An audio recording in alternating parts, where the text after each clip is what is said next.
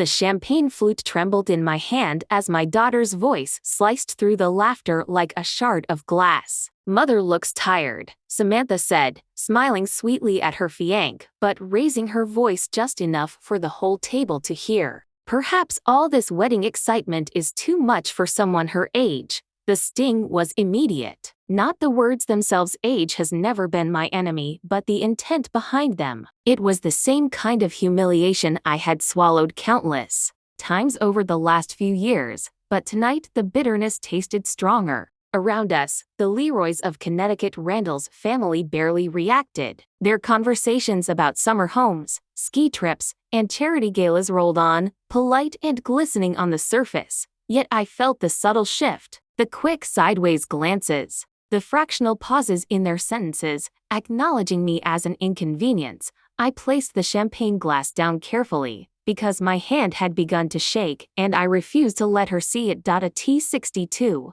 I had believed I understood every possible form of cruelty a family could deliver. But this was new. This was my own flesh and blood treating me like an unsightly stain on her perfect evening. For most of my life, Samantha had been my reason to wake up in the morning. I had raised her alone after her father died in a car accident when she was 12. 23 years of sacrifice, double shifts as a legal secretary, skipped vacations, secondhand clothes for myself so she could have new. Every choice I made with her future in mind. Now she was 35, sitting in a private dining room in an Italian restaurant that smelled faintly of truffle oil and roses, wearing a designer dress I was sure Randall had bought her. She sat beside him like she had been born into this world of polished crystal and unshakable privilege. Her auburn hair, styled in perfect soft waves, framed her face in a way that would have looked effortless to anyone who didn't know the hours of salon work it required. The diamond on her finger caught the candlelight like a trap catching prey. Randall beamed at her, every glance dripping with trust and devotion. I knew something he didn't, something that had been sitting like a lead weight in my chest for 3 weeks. I forced my lips into a polite smile. "Samantha, dear," I said softly, "perhaps we could speak privately after dinner." Her green eyes, once mirrors of my own, hardened in an instant. "I don't think that's necessary, Mother. We've said everything we need to say." We hadn't. Not by a long stretch. 3 weeks ago, I had gone to her apartment unannounced, carrying a small velvet box containing her grandmother's pearl necklace, a family heirloom she had specifically requested for her wedding day. The door had been unlocked. I stepped inside calling her name, expecting to find her curled up with a bridal magazine or perhaps a laptop full of honeymoon plans. Instead, I walked into a scene that burned itself into my mind.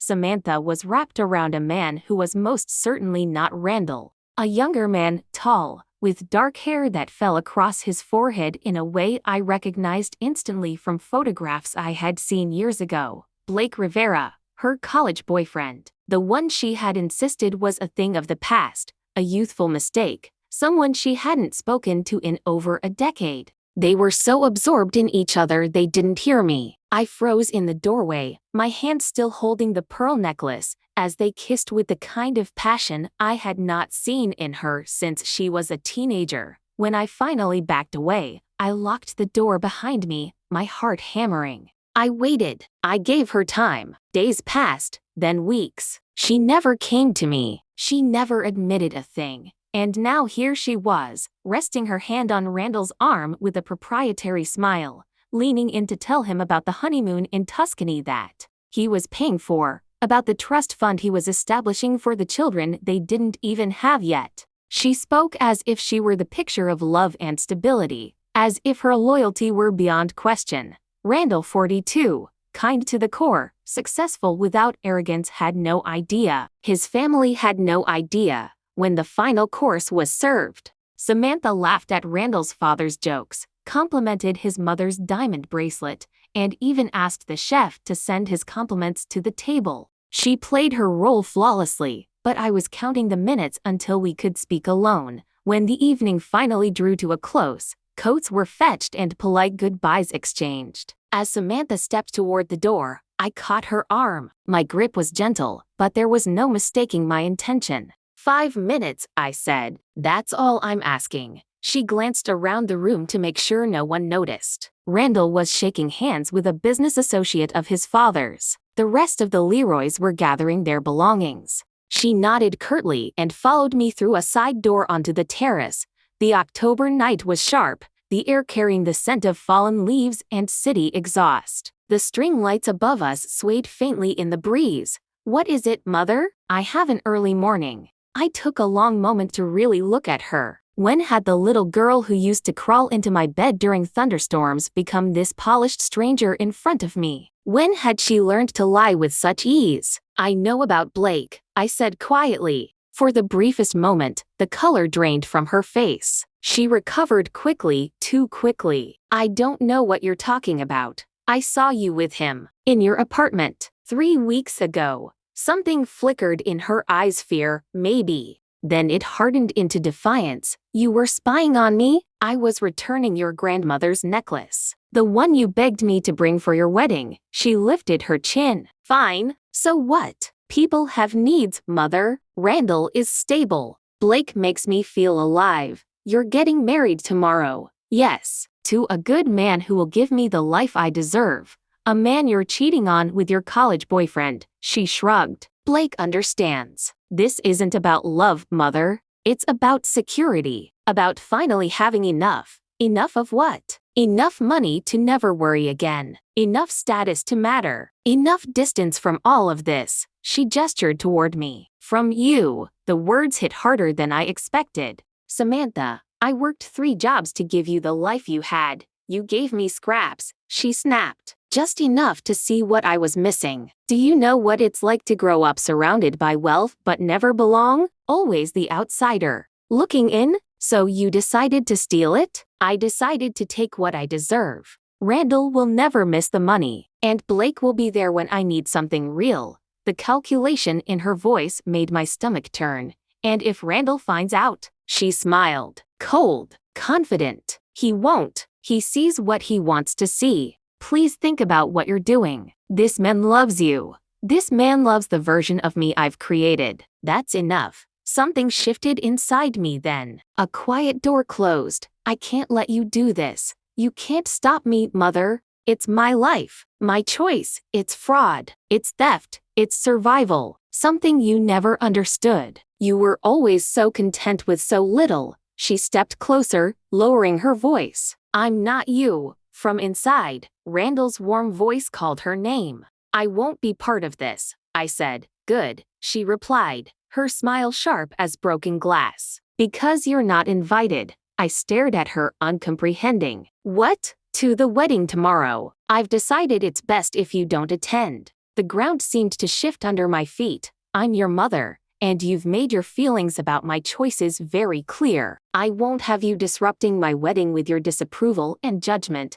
I would never. You just did. So no, Mother, you're not welcome. Consider it a favor. You won't have to watch me make a mistake, and I won't have to worry about you ruining the most important day of my life. She turned to walk away, then glanced back. And if you try to cause trouble, if you contact Randall or his family, I'll make sure everyone knows what kind of bitter, jealous woman you really are. Don't test me. She walked back inside to the warmth and laughter, leaving me standing in the cold night with betrayal burning on my tongue, and that was when the first spark of my plan began to form. The night after Emma's words sank into my bones, I found myself sitting at the kitchen table with a cup of tea that had long gone cold. The house was silent, except for the faint ticking of the wall clock, a sound that had comforted me for decades but now seemed to echo my loneliness. Her voice replayed in my mind, not just the words but the sharpness behind them,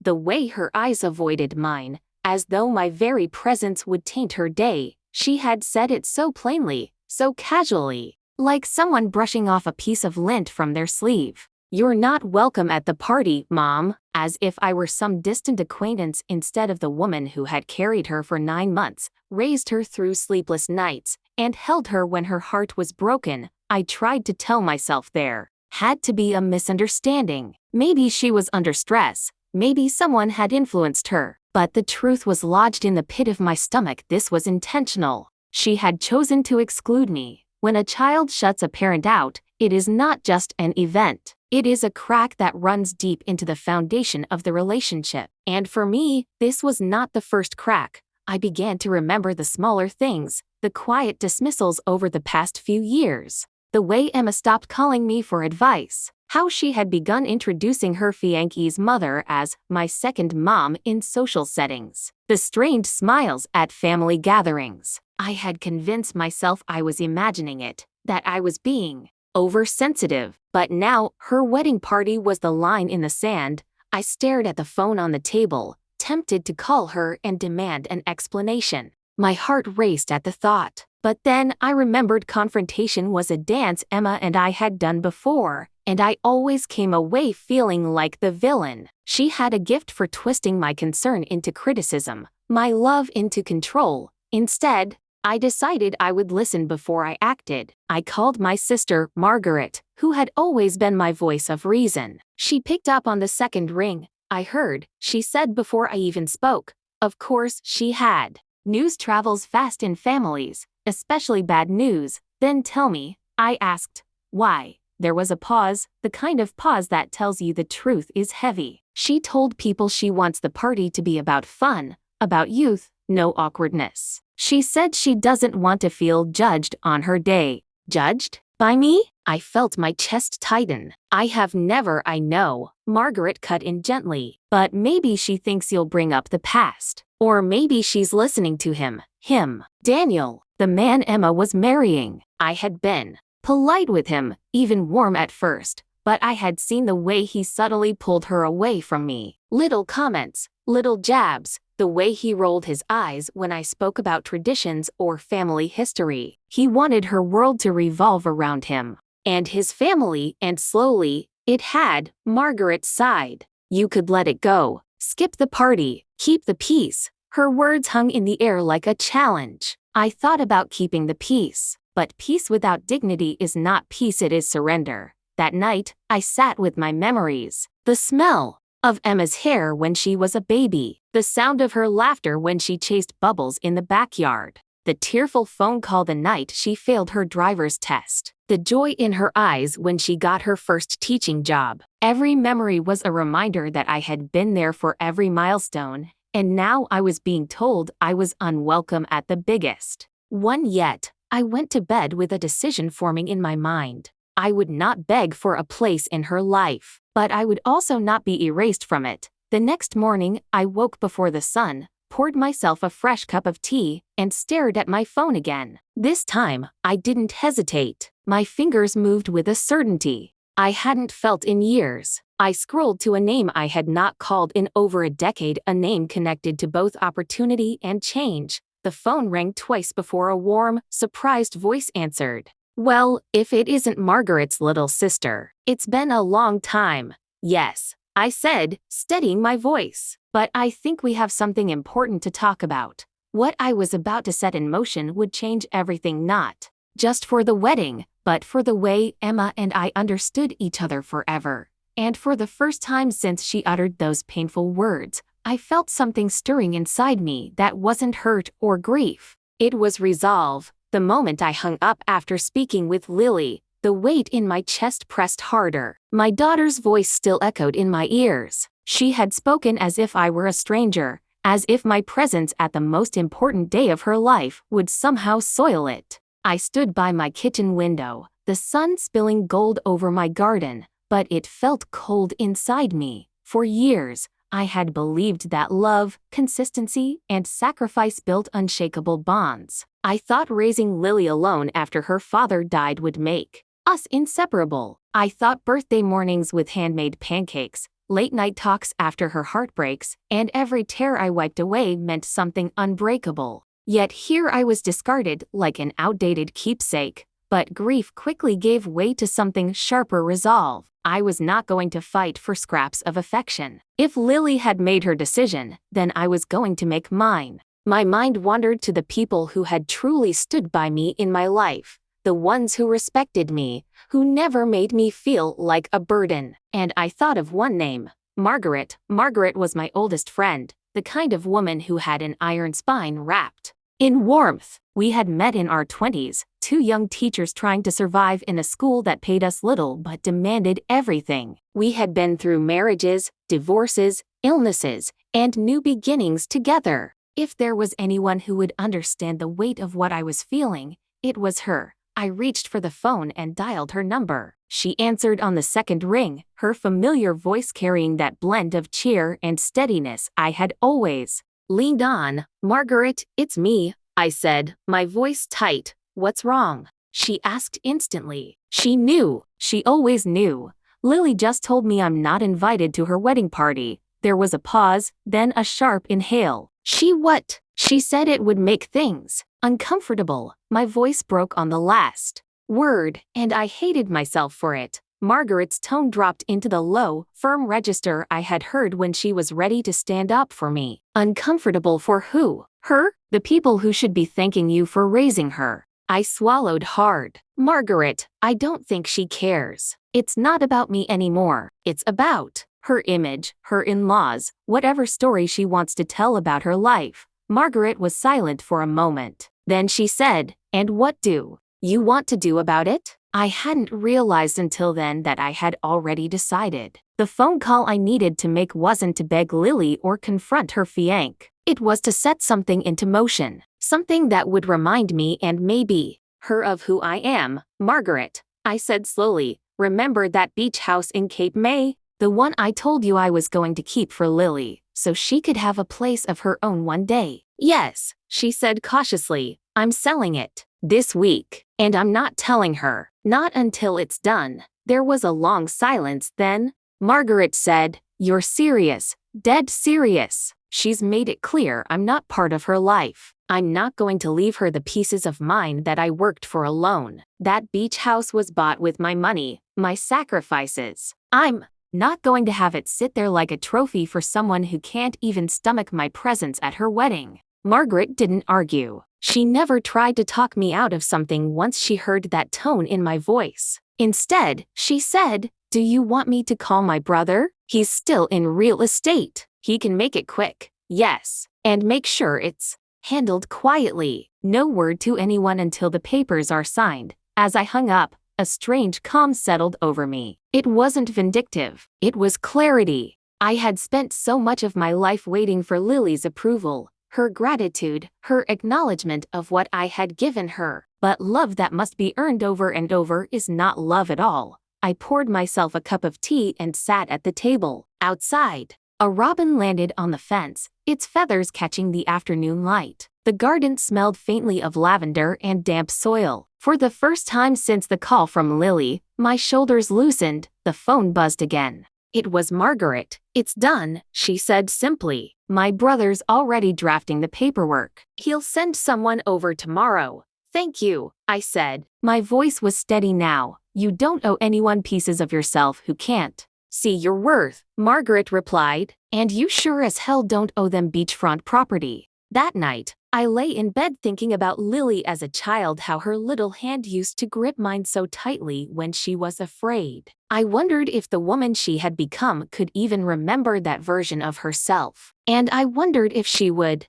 understand. One day, the moment I stopped waiting at her doorstep and started walking away on my own. Tomorrow, the paperwork would begin. And so would my quiet liberation. The morning after the confrontation at Claire's apartment, I woke to a faint drizzle tapping against my bedroom window. The air was heavy with that quiet chill only rain can bring, as though the world itself had taken a pause to think. My body was tired, but my mind felt sharper than it had in weeks. I brewed my coffee the way I liked it, strong, almost bitter, with just a touch of milk, and settled into my kitchen chair. For years, mornings had been the gentlest part of my day. But this morning, the silence felt different. There was an undercurrent of purpose running through it, like a tide pulling me towards something inevitable. I thought about the look on Claire's face when she told me I wasn't welcome at her wedding party. It wasn't just her words that cut deep. It was the sheer confidence with which she delivered them,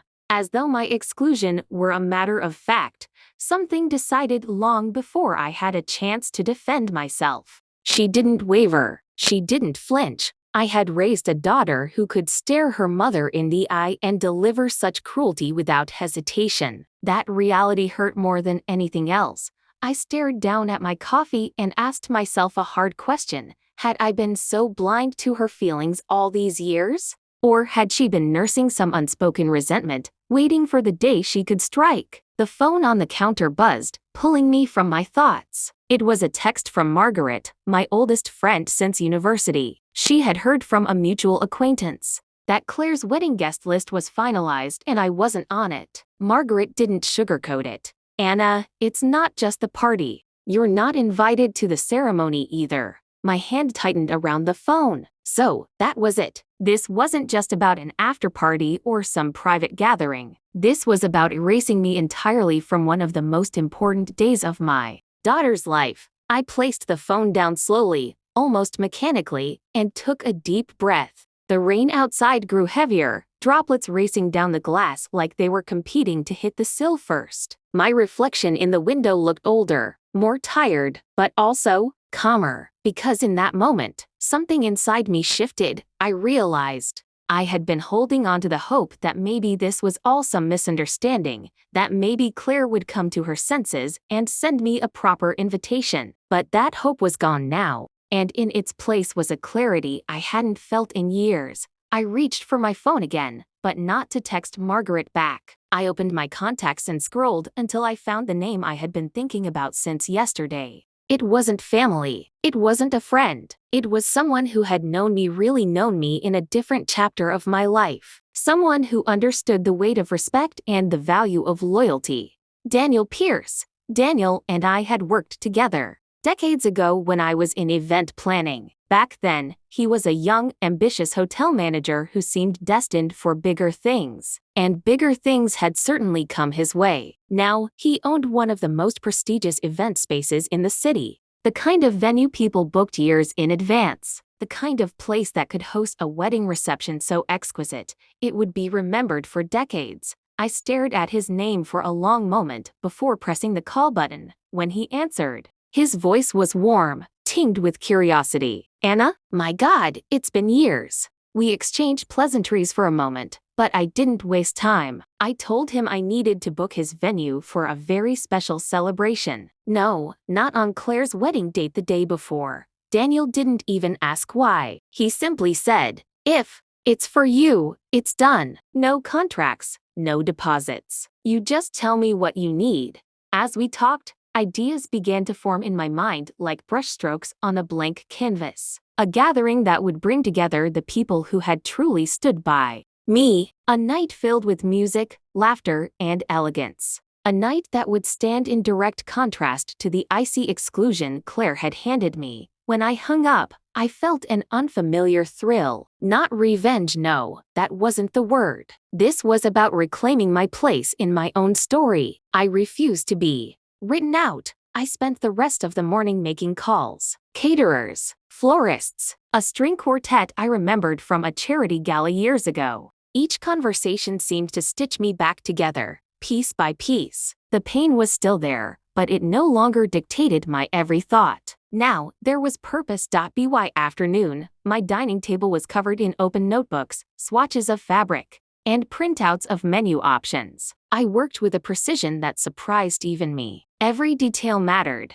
not just for the sake of beauty, but because this night would mean something. It would be a statement without words. Late that evening, as the rain finally gave way to a soft, golden sunset, I sat back and looked at the chaos around me. It wasn't just an event I was planning. It was a reminder to myself, to my family, and perhaps even to Claire that I was still here, still capable, still worthy of being celebrated. And as I stared out at the glowing sky, one thought settled firmly in my mind. Claire might have shut the door on me, but I was about to open one she couldn't ignore. The day after the meeting with Mr. Harris, I woke up before sunrise. Sleep had been restless, my mind replaying every word my daughter had said when she told me I wasn't welcome. I had spent the last few days piecing together my emotions into something that felt less like shattered glass and more like a weapon I could wield with precision. But there was something deeper underneath the memory of promises I had made long ago, Ones I thought would never matter again. I made myself tea and sat at the kitchen table. The house was quiet, yet it felt full, not with people, but with history. Every chair, every picture frame on the wall, seemed to hum with old memories. I found myself staring at the photo of Emily when she was just 10, standing beside me on the porch, holding the cake we had baked for her birthday. That day she had told me she wanted a wedding in the same garden one day, under the big oak tree. I had promised her, without hesitation, that no matter what, I would make sure her wedding day was beautiful. Now, I was being told I could not be there at all. That morning, I decided it was time to keep my promise, but in my own way. I would not stand on the sidelines. If my daughter wanted to erase me from her big day, then I would ensure that the version of the story she had written would not be the only one told. By mid-morning, I was on the phone with old friends and acquaintances. Some I had not spoken to in years, but when I explained what had happened, there was a stunned silence followed by words of outrage. It seemed I was not the only one who had been pushed away by Emily's new circle. There was a pattern, and the more I learned, the clearer my path became. I also made another call, one that felt like stepping into dangerous territory. It was to my late husband's sister, Margaret. We had not spoken in almost a decade, not since the family fallout over his estate. But she picked up on the second ring, her voice tight with surprise. "I suppose you've heard about the wedding," I said plainly. "I heard you're not invited," she replied, her tone sharp. "And that is the biggest mistake Emily could ever make." Margaret had her own reasons for bitterness, but she also had influence and deep pockets. By the time we hung up, she had agreed to help me fund something far more beautiful and far more talked about than Emily's wedding party could ever be. That afternoon, I walked to the garden under the oak tree. The air smelled of damp earth, and a breeze carried the faint scent of roses from the neighbor's yard. Standing there, I could almost hear Emily's laughter from that long-ago birthday, see her hair catching the sunlight. The ache in my chest was sharp, but it was accompanied by a steady, growing resolve. I realized then that this wasn't just about being excluded. It was about reclaiming my place in my own story and making sure the world saw the truth of who I was. I left the garden with my head held high. I had a list of calls to make, contracts to sign, and plans to set in motion. Emily might have thought she could write me out, but I was about to become the headline act in a story she never saw coming. The weight of my old promise was no longer a burden. It was my fuel, and I intended to burn brighter than ever. The morning after the rehearsal dinner, the house was unusually quiet. Not the comfortable, lived-in quiet that comes with a peaceful home, but the heavy, suffocating kind that presses on your chest. I had barely slept. My mind kept replaying every word of our confrontation, every flicker of disdain in Emily's eyes, every smug glance from Claire. But this morning was different. There was no more fog of confusion. I knew exactly what I needed to do. That phone call I had made the night Emily told me I was not welcome had already set the wheels in motion. But now it was time for the rest of my plan to unfold. I poured myself a cup of coffee and opened the curtains. The sunlight streamed in, warm and golden, painting the kitchen in a deceptive glow. It looked like a morning that should have been filled with anticipation, family bonding, and laughter before a big wedding. Instead, it was the calm before a storm I had engineered. A small part of me wrestled with guilt. I am her mother. I raised her. I loved her. I sacrificed so much for her. Should I be the one creating this chaos? But then another thought shoved that guilt aside. She had invited chaos into my heart first. She had stripped me of dignity and belonging. Actions have consequences, and I was simply making sure she understood that. The first call I made that morning was to Mrs. Carter, the owner of the grand estate where the wedding was to be held.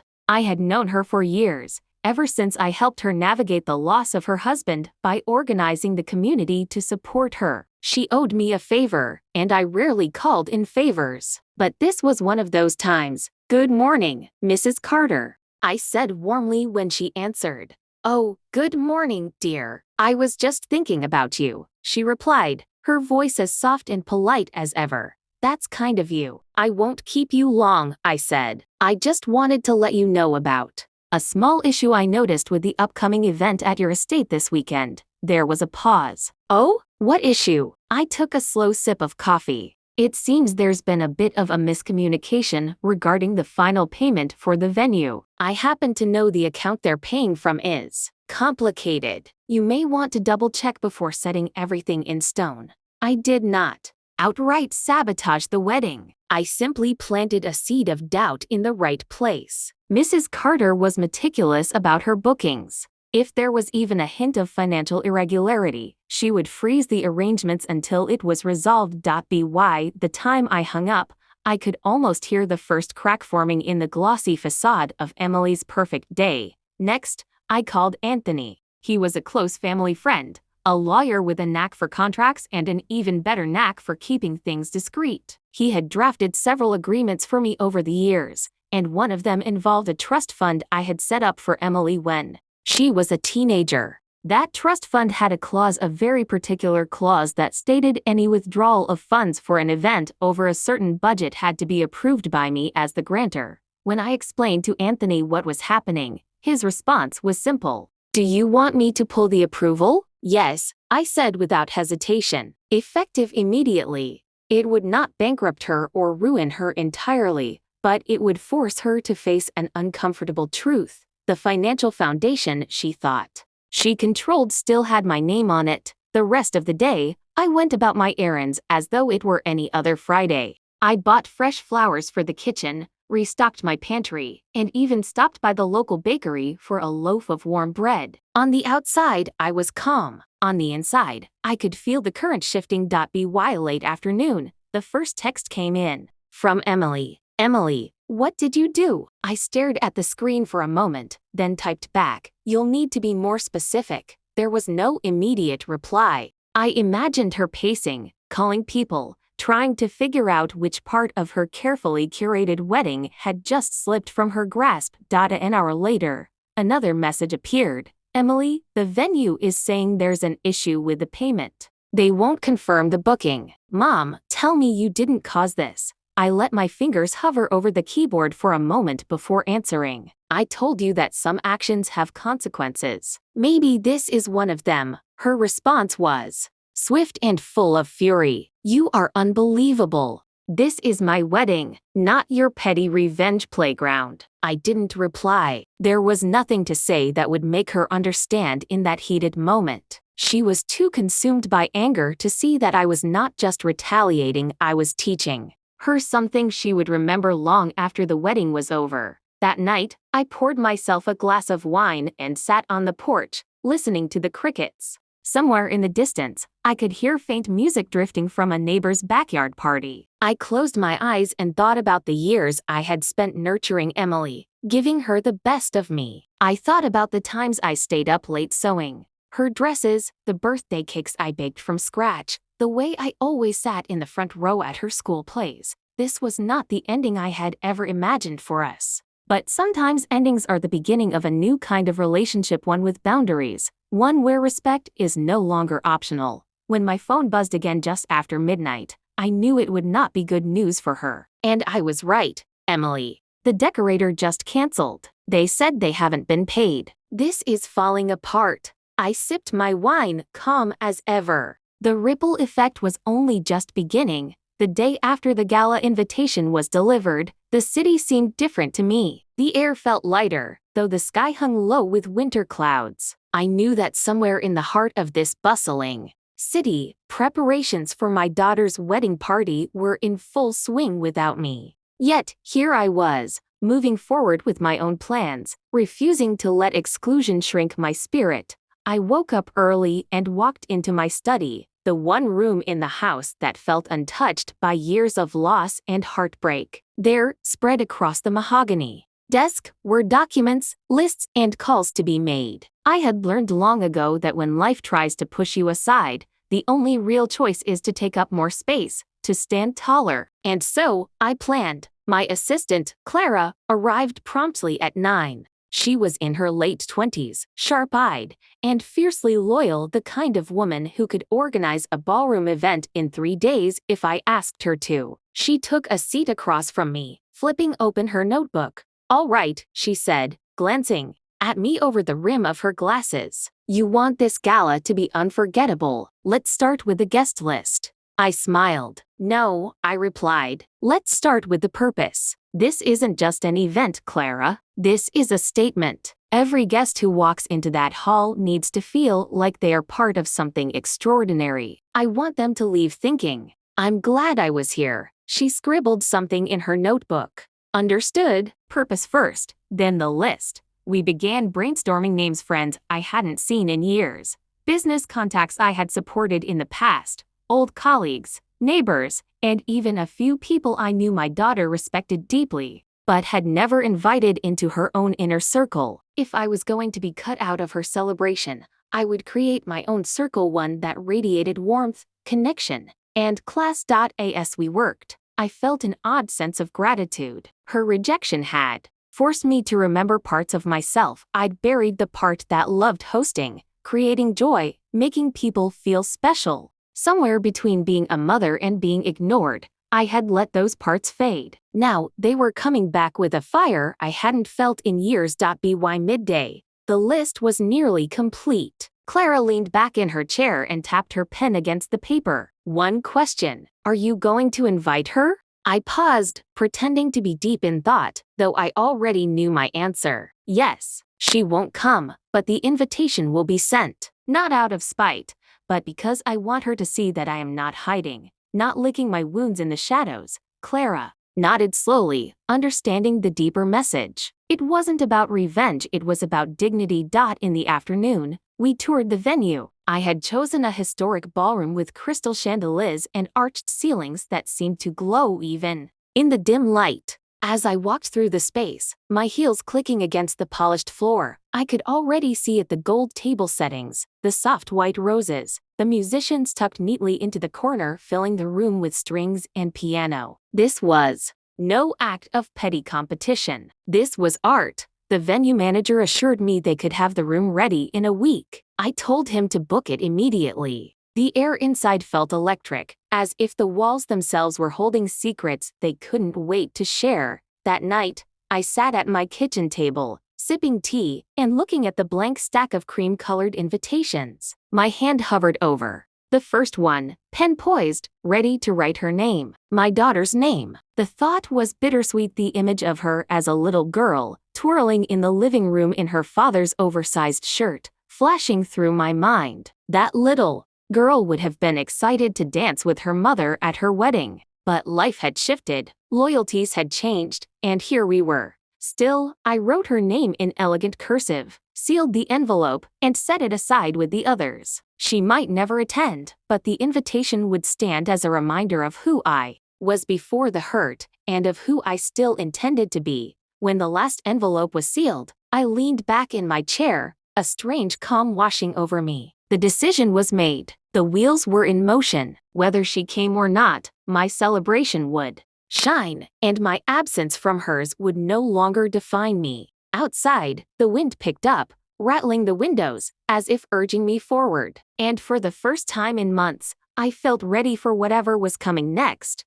I woke up the morning after the rehearsal dinner with an odd feeling in my chest. Not sadness, not joy. It was something in between. A strange kind of calm that comes when you know a storm has passed, but you are still standing in its aftermath. I made my coffee and sat at the kitchen table, looking out the window at the small garden I had kept alive for years. Roses were in full bloom, each one opening its petals to the sun without hesitation. I thought about how flowers never ask permission to bloom. They never wait for approval. They simply take their place in the world. My phone buzzed. It was Laura, my oldest friend. She had been at the rehearsal dinner. "Your face when she spoke to you," she began. "I have never seen you so composed." I decided not to give her the scene she wanted. I replied. Laura hesitated before speaking again. "People were talking, not about you, about her, about the way she dismissed you in front of everyone." I stirred my coffee. "Let them talk," I have no intention of defending myself. I don't need to. By noon, my phone had lit up with messages from extended family, cousins, aunts, even distant relatives who had barely spoken to me in years. Most of them wrote the same thing. "What happened last night? Are you okay?" I responded with the same line to everyone. "I am fine. Thank you for asking." I refused to explain. Silence was my statement. Later that afternoon, I received a call from someone I hadn't expected: Daniel's mother. She was not on my side of the family. In fact, we had always maintained a polite but distant relationship. Her voice was low, but firm. "I am embarrassed for my son," she said. "I raised him to respect family, especially mothers. I don't know what came over them last night." I didn't answer right away. This was not a conversation I had anticipated, and I wanted to choose my words carefully. "Thank you for saying that," I finally replied. "I am sure your son means well, but last night was revealing." "It was," she admitted, "and people noticed." That evening, I took a walk through the neighborhood. A few people I knew waved, others stopped me to chat. Each time, I could see the curiosity in their eyes, though they didn't ask outright. It was clear that the story of my exclusion had already begun to circulate.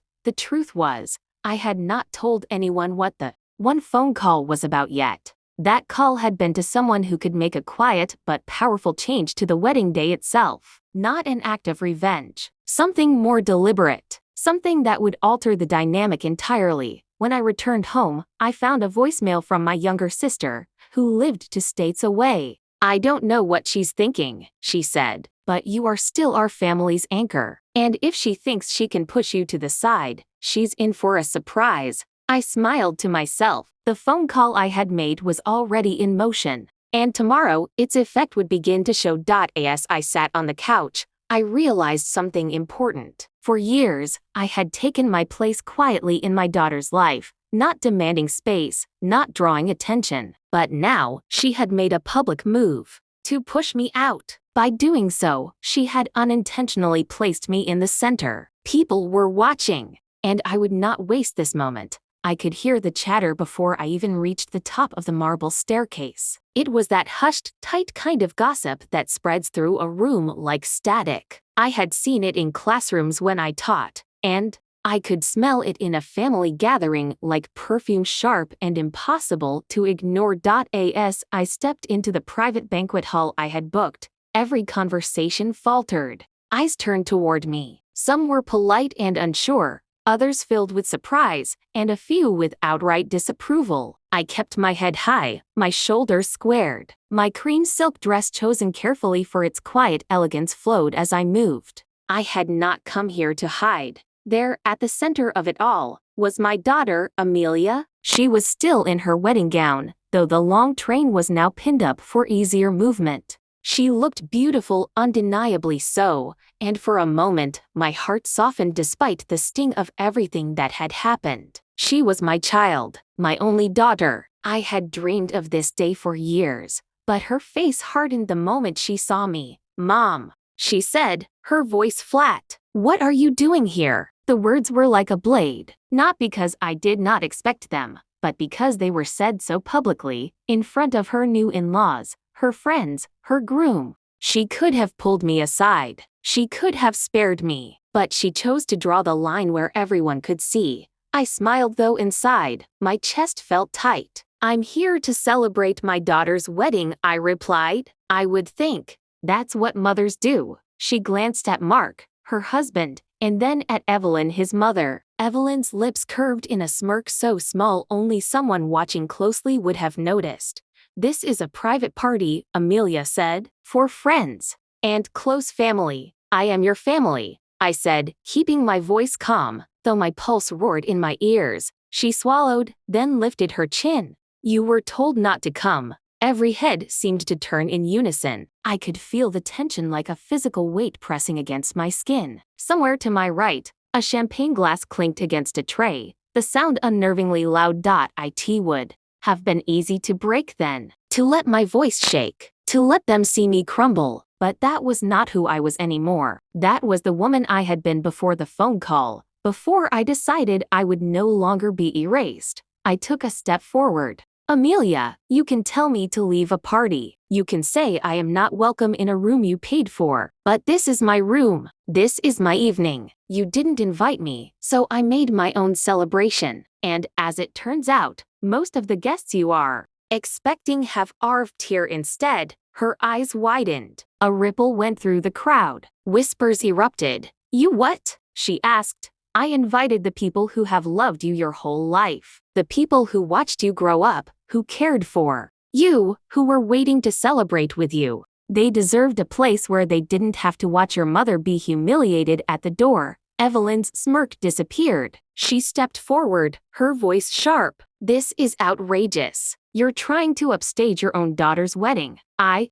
turned to her, my voice even. No, I'm giving my daughter back what she took from me. I am giving her a room filled with love, without politics, without the manipulation of who should be allowed to stand by her side. That is what I have always given her. Mark moved closer to Amelia, placing his hand on her arm. He looked conflicted, his jaw tight. He had been quiet through most of this, but now he spoke. Amelia, maybe we should just let her know. She cut him off, her voice shaking now. This is my day, and she is making it about her. I took a slow breath. Amelia, this has never been about me. This is about you forgetting that the woman standing here raised you alone for 15 years. That she worked 2 jobs to pay for your college. That she sat up with you when you had nightmares. That she gave you every piece of her heart without asking for anything in return. And now, you want to act like I am an embarrassment. Her face flushed. It's not like that.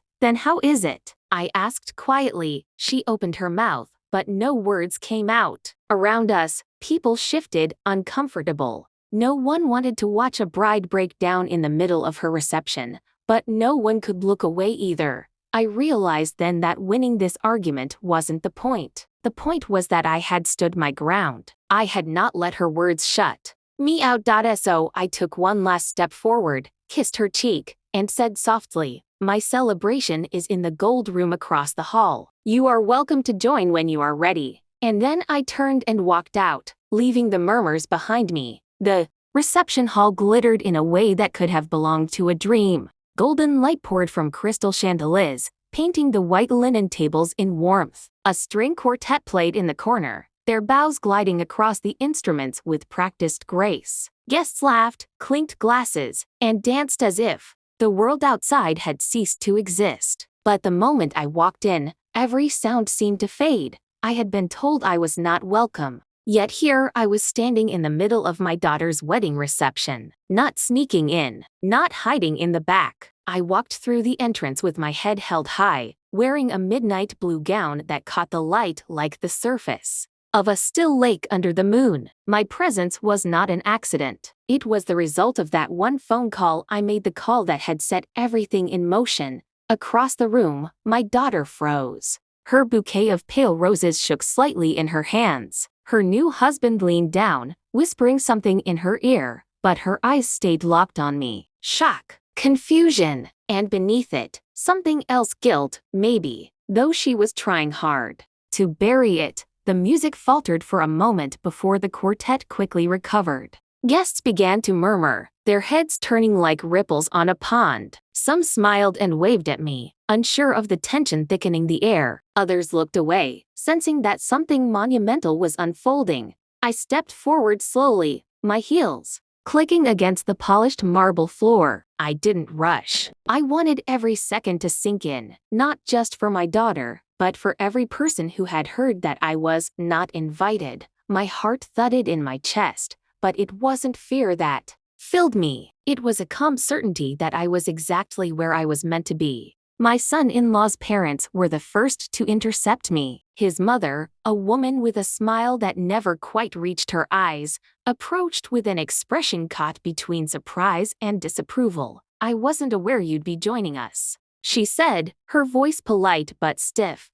That's because you weren't the one who invited me, I replied, offering a calm smile. But the bride knows I'm here. Her lips tightened. She glanced over her shoulder toward my daughter, perhaps hoping she would come and remove me herself. But my daughter was frozen in place. The truth was, I hadn't just shown up. That phone call I made weeks ago had been to someone who carried more weight than most people realized, my oldest friend, Margaret. She happened to be the co-owner of this very venue, and when I told her what had happened, she didn't just sympathize. She insisted I come, assuring me that the wedding contract clearly listed my name as a guest. Removing me would have been a breach they couldn't risk. In short, my daughter had no legal way to keep me out without creating a scene far worse than my presence. Margaret's influence was the invisible shield around me now. No one could ask me to leave without causing chaos. I had every right to be here. I made my way to the table nearest the front, where my name card had been quietly placed earlier that morning under Margaret's instructions.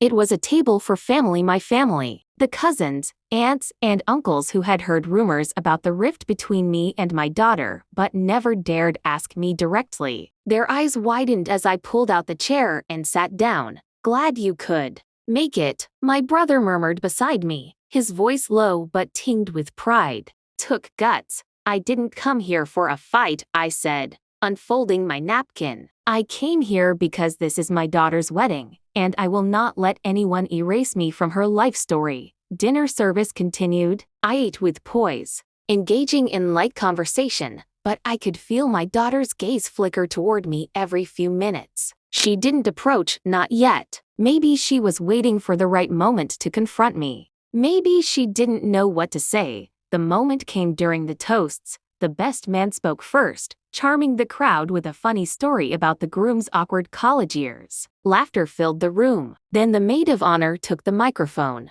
her voice trembling as she spoke about sisterhood, memories, and the love she saw between the couple. Finally, it was my turn. Not because I was invited to speak, but because when the microphone was set back on the stand, I stood and reached for it. The DJ, unsure but recognizing my confidence, handed it over. I looked at my daughter. The room fell silent. "I know some of you may be surprised to see me here tonight," I began, my voice steady. "And I imagine there are even a few who were told I wouldn't be here at all. But I am here. I am here because I am her mother." A murmur passed through the crowd. But I kept going. When a child grows up, she forms her own life, her own choices, her own mistakes. Sometimes those choices hurt. Sometimes they leave scars. But a mother's love does not disappear just because she is told to stay away. A mother's place is not earned or revoked like an invitation. It is woven into the very fabric of who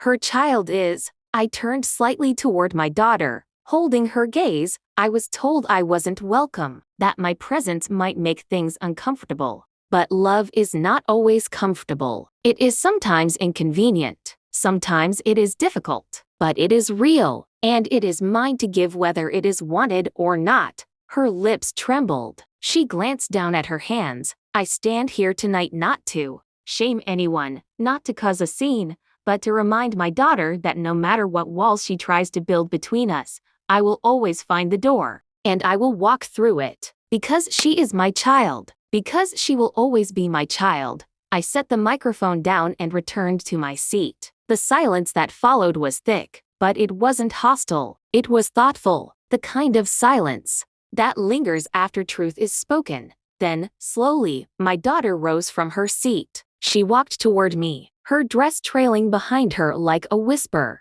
She stopped at my table, her face a mixture of conflict and something softer. "Mom," she said quietly, "can we talk outside?" We stepped out into the cool night air, away from the music and the chatter. It felt like the world had shrunk down to just the two of us. "I didn't want you here," she admitted, her voice low. "But I didn't expect you to say that. I didn't expect you to still want to be here. I will always want to be here," I told her, "even when you don't want me to be." She looked away, blinking fast. "I'm sorry, I don't know why I let things get this bad." "Because you're human," I said. "And so am I." For a long moment, we stood there, neither of us speaking. Then she stepped forward and hugged me. It wasn't a long embrace, and it didn't erase all the hurt that had led us here. But it was a start. When we went back inside, the night continued. The music played. The guests danced.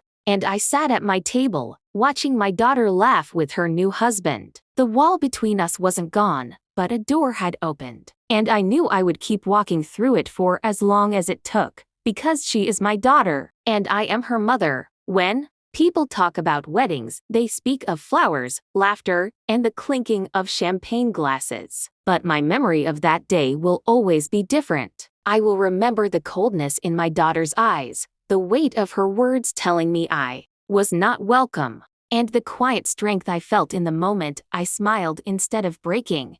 That one phone call, the call that shifted the entire direction of her wedding day, was not made out of revenge. It was made out of clarity. It was a call to the people who had truly stood by me all my life, to the ones who saw my worth when my own daughter could not. That call gathered every ounce of dignity I had left and placed it firmly back in my own hands. In the days that followed, there were whispers in the family, messages from relatives who suddenly remembered I existed, and even a half-hearted apology from my daughter. But by then, I had already learned the lesson life had been quietly trying to teach me for years. Love cannot survive where respect does not live. I still keep her wedding invitation tucked away in a drawer, not as a wound, but as a reminder that the truest celebrations are the ones where you are valued, not tolerated. That a party without warmth is nothing more than a room full of strangers in expensive clothes. Today, I live lighter. I choose my company carefully. I no longer chase the approval of people who only see me as a placeholder in their story. And if my daughter ever truly wishes to rebuild what we lost, she will have to meet me where I stand, in truth, in respect, and in love. That wedding day could have broken me. Instead, it became the day I decided I would never again beg for a seat at a table that was never meant for me. And for that, I am grateful.